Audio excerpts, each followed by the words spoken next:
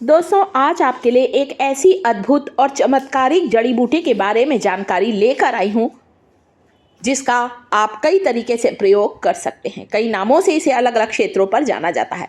बारिश के मौसम में ये अपने आप ही लग जाता है। ये पौधा मेरे यहाँ तो खैर मैंने मेडिसिनल प्लांट है इसलिए इसे अपनी टेरेस पर बगिया पर इसे लगाया है। और इन पौधों की पत्तियों को देखिए, इनके बीजों को देखिए, इनके फलों को देखिए। शायद आप इन्हें देखकर समझ रहे होंगे कि आज मैं हीरे से भी कीमती इस पौधे के बारे में जो जानकारी दे रही हूँ। और ये जो पौधा है, ये पौधा है छोटा धतूरा।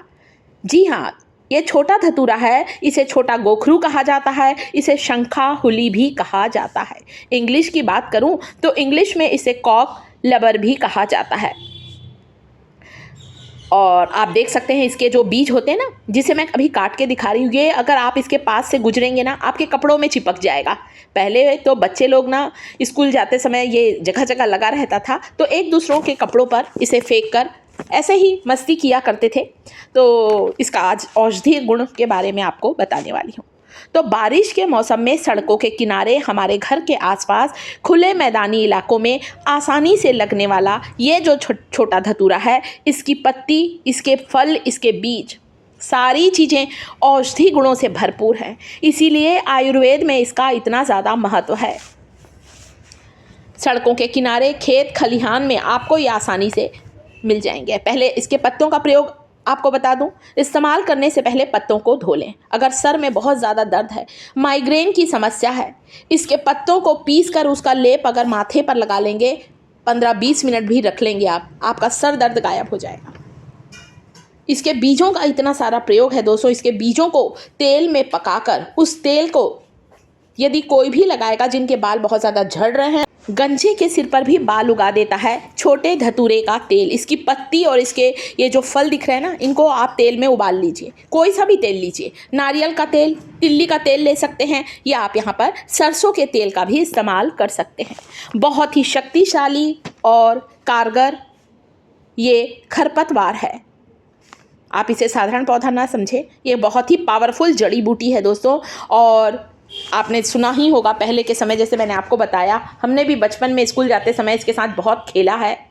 और साथ ही साथ इसका जो प्रयोग है वो एक एक करके मैं आपको बता रही हूँ। सबसे पहले मैंने इसके बीजों को अलग कर लिया है।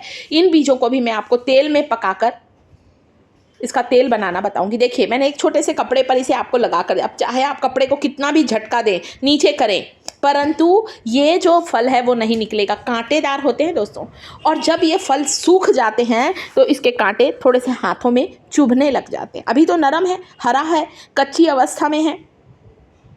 अब आपको क्या करना है, इसके कच्चे फलों का भी तेल बना सकते हैं या सूखे हुए। देखिए, मैंने यहाँ पर कुछ छोटे धतूरे को सुखा कर रखा है। ये काली कटोरी में देख रहे हैं ना, ये सूखे हुए हैं। इसके सूखे से भी तेल बनता है। और नहीं सुखा पाए हैं तो कच्ची अवस्था के ये जो हरे हैं, इन बीजों को भी तेल में अच्छी 10 मिनट पकाकर तेल बना सकते हैं, जो कि गंजे के सिर पर भी बाल उगा देगा। इतना ये पावरफुल होता है दोस्तों। और जिन्हें पाइल्स की तकलीफ है उसके लिए भी ये बहुत फ़ायदेमंद होता है दोस्तों। अब आपको क्या करना है, सबसे पहले सरसों का तेल ले लीजिए। 2 तरह से तेल बनाना बताऊंगी। सबसे पहले सरसों के तेल में सूखा जो इसका फल है, छोटे धतूरे का सूखे फल को डाल रही हूँ। आपके पास अगर इसके ड्राई फल नहीं हैं तो आप इसकी जगह कच्ची अवस्था वाले हरे जो हैं इसके फल, उसे भी ले सकते हैं। हल्का सा कूट कर ले लीजिए। आप देखेंगे ऐसी चमत्कारिक जड़ी बूटी है ना दोस्तों, आपको तुरंत ही इसका रिजल्ट मिलेगा। तो इस तेल को चाहें तो गैस पर पका लें, आप चाहें तो इसे डायरेक्ट गैस पर भी पका सकते हैं, या धूप में रख दीजिए इस कटोरी को। 2-3 दिन में तेल बनकर तैयार हो जाएगा। इस पौधे के सारे पंचांग का प्रयोग किया जाता है। इसके पत्तों का भी अभी प्रयोग बताऊंगी, इसके फल का बताया, बीजों का बताया। इस पौधे की जड़ का भी बहुत ज़्यादा औषधीय महत्व है। इसके पत्ते थोड़े से खुरदुरे होते हैं, थोड़ा सा आप छुएंगे ना, रोएदार खुरदुरे होते हैं। आप इसके पत्तों को पीस कर उसका लेप यदि किसी चर्म रोग में लगाएंगे, किसी दांत खाज खुजली की जगह पर लगाएंगे, तो आपका चर्म रोग, आपकी स्किन डिसीज बिल्कुल ही ठीक हो जाएगी। तो पत्तों को ले लीजिए, धो लीजिए, पीस लीजिए और फिर इसका लेप लगाइए। 2 से 3 दिन लगा कर रखिए। आप इसे आधे घंटे लगा कर रखें, फिर हल्के से गर्म पानी से पोंछ लीजिए। पत्तों का रस बहुत फ़ायदेमंद, मैंने यहाँ पत्तों का पेस्ट बनाया है और किसी भी चर्म रोग पर लगाएं। इसके पत्तों का भी आप तेल बना सकते हैं बालों में लगाने के लिए। औषधि गुणों से भरपूर, ये बिल्कुल भी जहरीला नहीं होता। कई लोग इसे जहरीला मानते हैं, परंतु ये जहरीला नहीं होता। इसके कोमल पत्तों को साफ करके ही पीसिएगा, क्योंकि थोड़ी बहुत पत्तों में धूल डस्ट लग ही जाती है। तो उसके बाद आप किसी भी चर्म रोग पर लगाएं। आप चाहें तो नारियल तेल के साथ बना सकते हैं। मैंने आज सरसों का तेल लिया है। दोनों तरह के छोटे धतूरे को इस तेल में डाल दिया है। सूखे वाले फलों को भी और कच्चे फलों को भी डाला है। आप दोनों में से कोई एक भी ले सकते हैं। गैस की फ्लेम स्लो करी है, स्लो फ्लेम पर ही आपको इसे पकाना है। कमाल का रिजल्ट मिलेगा दोस्तों।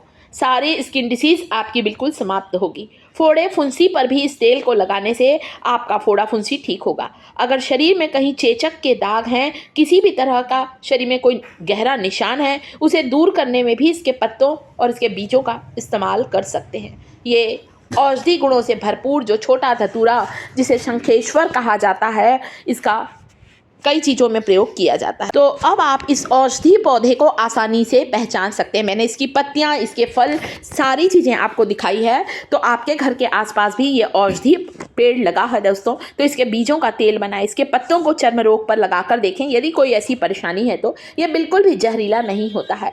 बहुत सी जगह पर इसे कफ विकार में भी इसका प्रयोग किया जाता है। पानी में उबाल कर भी इसका काढ़ा लिया जाता है। पथरी की समस्या को दूर करता है इसके पत्तों का काढ़ा। तो औषधि गुणों से भरपूर इस पत्तों का, इसके बीजों का आप ज़रूर इस्तेमाल करें। इसके जड़ का भी बहुत ज़्यादा इस्तेमाल है। तो इसे कुछ दिन, इसके पत्तों का रस अगर आप चेहरे पर भी लगाते हैं ना, तो चेहरे के सारे दाग धब्बे दूर होंगे। तो आयुर्वेद में महत्व रखने वाले इस छोटा धतूरा शंखेश्वर, इसकी जानकारी अगर आपको अच्छी लगी है दोस्तों, तो वीडियो को एक छोटा सा लाइक जरूर करें। साथ ही कमेंट जरूर करें आप मेरे इस वीडियो को दुनिया की किस जगह से बैठकर देख रहे हैं। कमेंट में आप अपना नाम लिखें, जगह का नाम लिखें, ताकि अगले वीडियो में मैं आपको थैंक्स बोल सकूं। तो चैनल को सब्सक्राइब करें।